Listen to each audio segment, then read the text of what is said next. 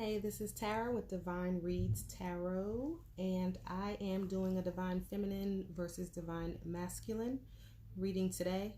I am going to do Divine Feminine on my left side, Divine Masculine on my right, for no other reason than that's just the way that I prefer to read the cards. If the roles are reversed, only you would know, because you'll just choose whichever side resonates with you best. And if it doesn't resonate with you, try another reading. Go watch and review. I'm always available for a personal reading. If you are interested, you can reach me at pagefromherdiary@gmail.com. Alright guys, so I've come up with a little DFDM spread. I'm just going to finish up my shuffle and I'll go ahead and lay the cards down. Divine Feminine versus Divine Masculine. Divine Feminine versus Divine Masculine. Cutting the deck. Alright. So.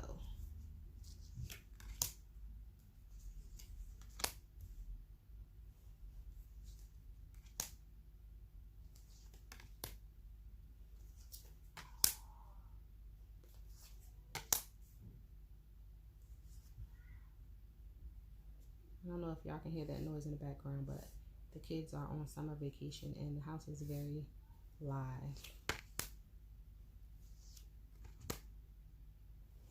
Overall energy for this reading is King of Pentacles. So stability, groundedness, secure, possible third-party situation. There's an energy of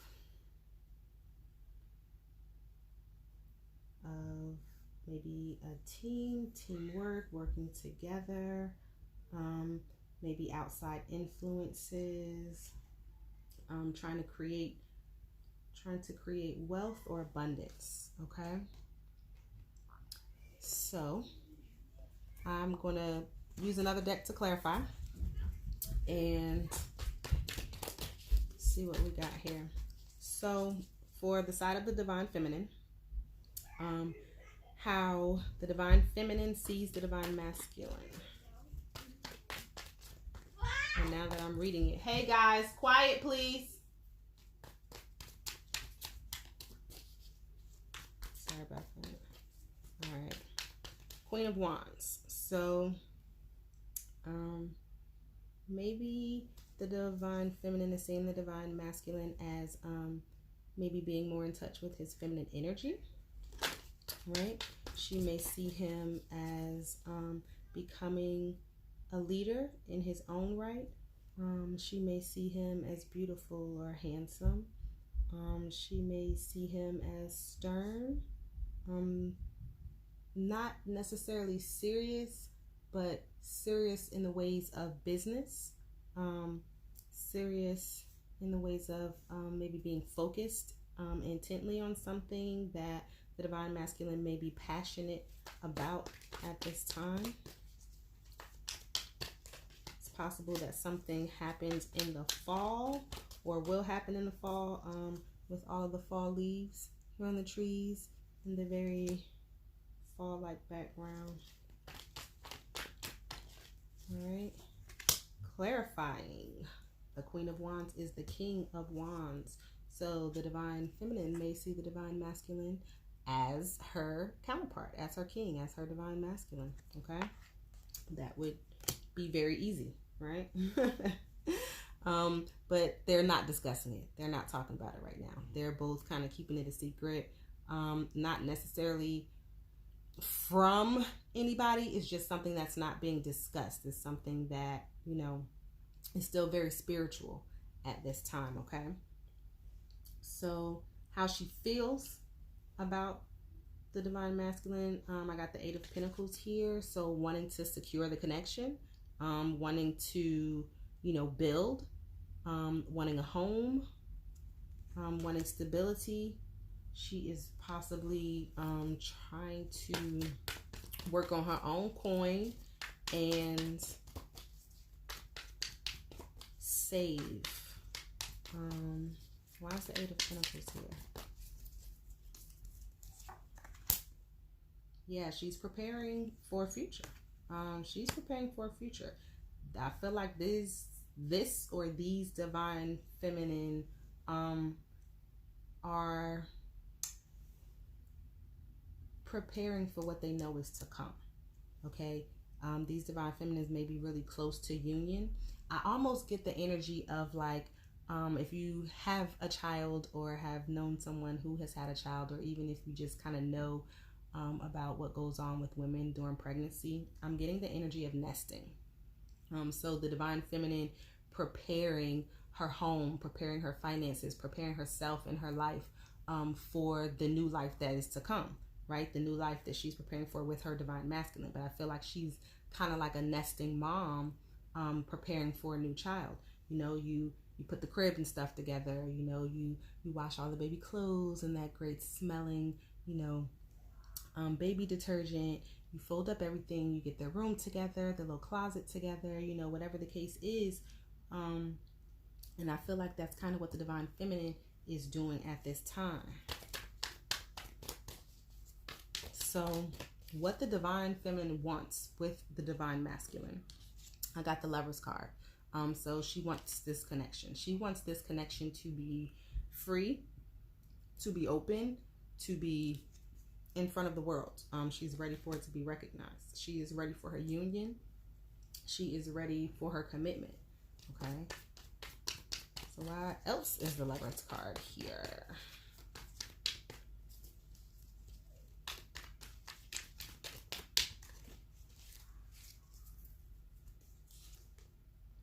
Chariot. Ready to move forward. Moving. Ready to move in. Okay, the divine feminine and divine masculine are preparing for union, and they are moving in together. I feel like she's waiting, she's holding on. Yeah, she's holding on to the belief that, or the faith that this union is going to happen. Okay. I feel like even though this card is the Seven of Cups, and in this, you know, particular deck, what's been chosen is not necessarily the best option. I feel like what this is saying is that the divine feminine has chosen her divine masculine. Okay. And with her free will, she's just saying that that is what she wants. That is her choice. It is her choice to unite with her divine masculine, to come together. So that's what she wants. She's made that decision. She's gone through her journey, and she's preparing for what it is that she wants. Now, how the divine masculine sees the divine feminine is Three of Swords. So he may see her as disappointed and heartbroken. He may see that he's put her in a third party situation. He may even see that this is how he feels as a result of what is taking place between the two of them. Okay.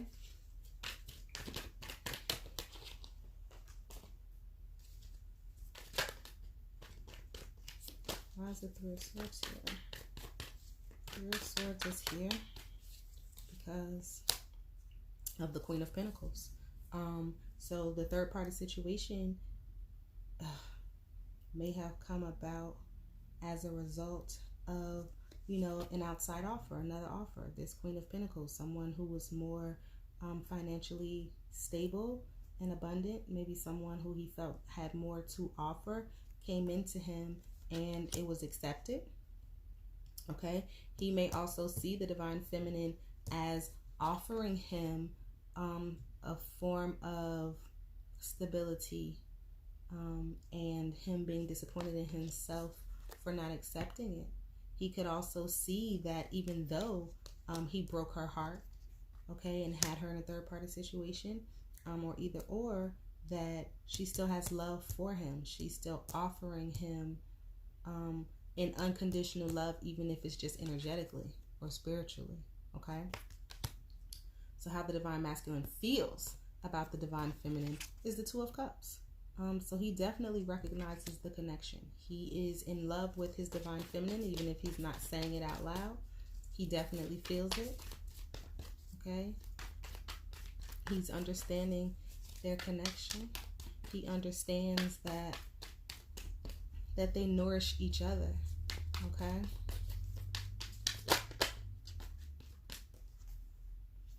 Nourishment again with the Hanged Man. He may feel like things are stuck. He may feel like he's afraid to move or that he hasn't moved, but I keep getting the energy of he is recognizing that the divine feminine has been still a driving force in his life even through separation. Okay? She is still somehow taking care of him. She's still somehow nourishing him. She's still somehow loving him, and he's still able to feel it even though they might be apart. Okay? This is a very deep connection, even through the toxicity, the things that have taken place that separated you guys from each other. If you and your divine masculine were first together before your separation, this could also be saying that even on both sides of this coin, with a toxicity or a karmic situation being between the two of you at this time, he's still able to feel you energetically. Okay? So what the divine masculine wants with the divine feminine is the Hermit card. So the divine masculine may be wanting the divine feminine to look within herself. He may want her to be alone. So if the divine feminine has been dating, if she's been entertaining suitors, he may prefer her at this time to just focus on herself and not focus on dating. What else? Let's see. The Hermit card is facing the divine feminine section. So this could also just signify that he's wanting to come toward her, or that his journey is leading him back to her. His self-reflection is pointing him back into the direction of his divine feminine. And then the Six of Cups fell out. So I do feel like that is a, twin flame energy, along with the Magician under that. And then the Two of Wands under that. So he's manifesting this union, this reconciliation. This is definitely something that the divine masculine wants, and his journey is leading him to reconciliation at this time. So I'm going to move on to the next piece, and this card is to represent kind of what binds the two of them together, the Ten of Cups. So this is, ultimate emotional fulfillment, right? This is what binds you two, is that at the end of the day, you guys know that you are one another's happiness, despite whatever. This could also signify that you guys are family, and that your family situation is recognized by the both of you at what binds you two, what holds you guys together, what is a part of your happiness, the thing that you guys share and have in common together. You guys are happy with your family, and I feel like this is there's an element of spirituality here. I feel like it's very important to also note that there's a rainbow here, right? Signifying happiness. The skies are blue, everything is green, and the water is flowing. So these are very blossoming, beautiful, sunny elements to a card. Even though the sun is not present physically in this card, everything else around this says that there is light, there's love, there's abundance. Why is the Ten of Cups here? The High Priestess, the intuition. The High Priestess could signify the divine feminine. This could signify, the spirituality here. Okay, the balance, the yin and yang energy. Okay, this is very good energy. Okay, very good energy. I think that there is a a recognition of the loss here. You both recognize the loss. I think that as much as you understand how happy you guys will be together, at some point you both have to recognize that you are not there necessarily right now in the 3D realm. So, you know, in your earthly selves right now, where you are is not necessarily a good place, okay? And here with the Ace of Wands, it's going to take a passionate new beginning in order for you guys to get back to where you were, or not necessarily back to where you were, but where you want to be, right? Because we want to grow from beyond where we were. But this is moving to the spiritual realm with this relationship, okay? And so the slow, steady offer, right? Moving slowly towards this here with the Knight of Pentacles, but tending, right? Tending to the connection, whether this is through, you know, self-love and maturation, if this is, you know, through building financially in a more grounded way for both the divine masculine and the divine feminine, okay? King of Pentacles, right? So not just working on it as a knight, but moving from a knight to a king, right? Taking full accountability of the stability, all right? There is a stubborn energy here, so maybe you both are being stubborn a little bit, or maybe you both are stubborn, okay? But you're healing. You know, you may not be healing as fast as you would like to, but you're definitely not where you were. You're not where you started. If you're anything like me, I know each week I feel a little differently than the week before, and I feel a little better, feel a little stronger. I feel a little more ready, okay, to move forward.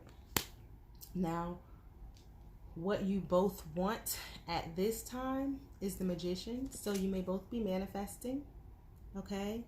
You may both be,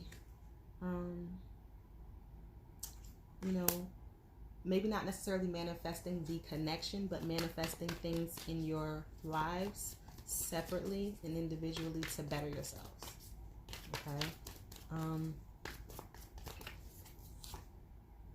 Yeah, I was getting ready to say, I was noticing the snakes here at the bottom of the card, and I was going to say, you know, possibly figuring out and learning about the people that may surround you or be in your life who are not there for the right reasons, right? You may both be fighting some sort of spell work, or some sort of trickery or deceit that could be going on to keep you from this connection, okay? Because I feel like somewhere near where this Magician is was that tower that fell, was the tower moment. I feel like this is possibly even manifesting a new beginning on what could have been the foundation that had come down, right? So like this was a foundation at one point, something happened, everything around it now looks like shattered or whatever, but this is like rebuilding and manifesting on top of that, right? This is also, with this particular King of Cups, is a loss, okay? So starting over after a loss. Ooh, and I just said this tower moment. I don't know who just that calling me. I just said something about the tower moment, right? The tower was right behind, right after the King of Cups. And this is us kind of figuring out that, you know, some things need to end.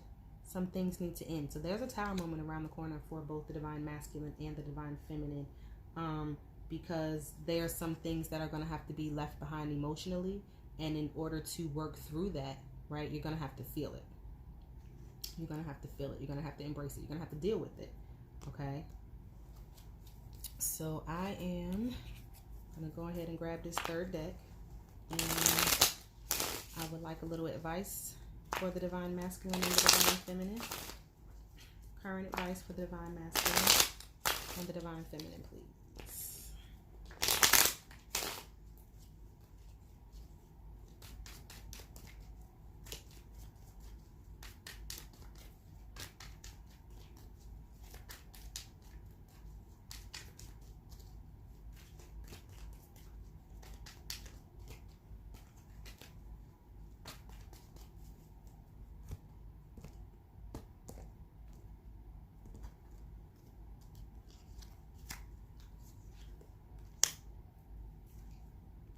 Current advice, current advice, current advice.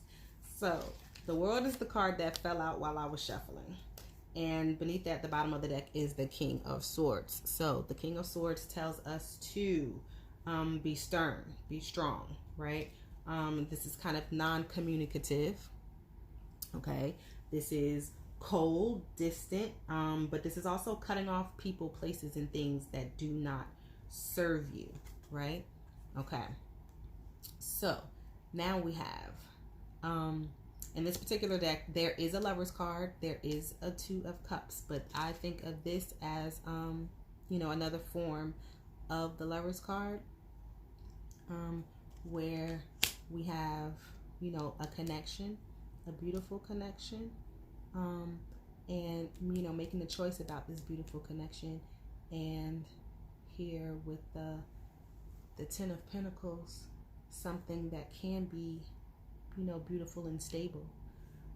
In this Ten of Pentacles, I always like to point out the fellow here that is in the background. Oh wait, he's over here. The fellow here that's in the background that's kind of watching. And I feel like this symbolizes spirit, right? So, an angel guide, who is helping, who's assisting, okay? Who is seeing the connection between the Divine Masculine and Divine Feminine through to the, to the end, to the other side, to this new beginning with the World card here, okay? And I feel like moving them to commitment because, you got all the fixed signs here in the World card. And then I've got here the Six of Cups. Again, it's a reconciliation energy, twin flame energy. The Divine Masculine offering the Divine Feminine flowers. Okay? Full card, new beginnings, starting out on a new journey. Doesn't have to be the Fool's journey necessarily, but, maybe ready to kind of be a fool and jump back in to this connection that you feel and have never quite fully invested in, right? Charging forward ahead in order to do that. Doing it with great intensity and purpose, okay? So now I am going to pull a card for the advice for the Divine Masculine and Divine Feminine. I guess I'll go ahead and pull like 3 cards. And let's just see what we get here. So advice for the Divine Masculine and Divine Feminine.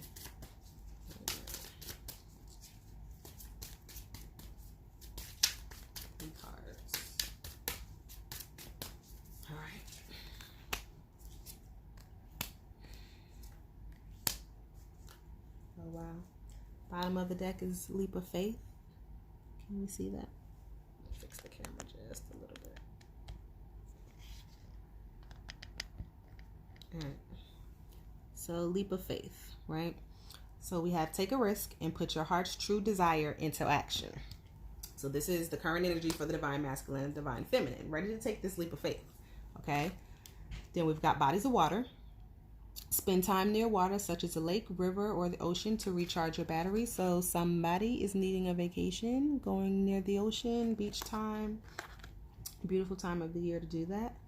Then we've got endings and beginnings, right? The old must be released so that the new can enter, right? So letting go and preparing to start something new. You must have endings in order to have new beginnings.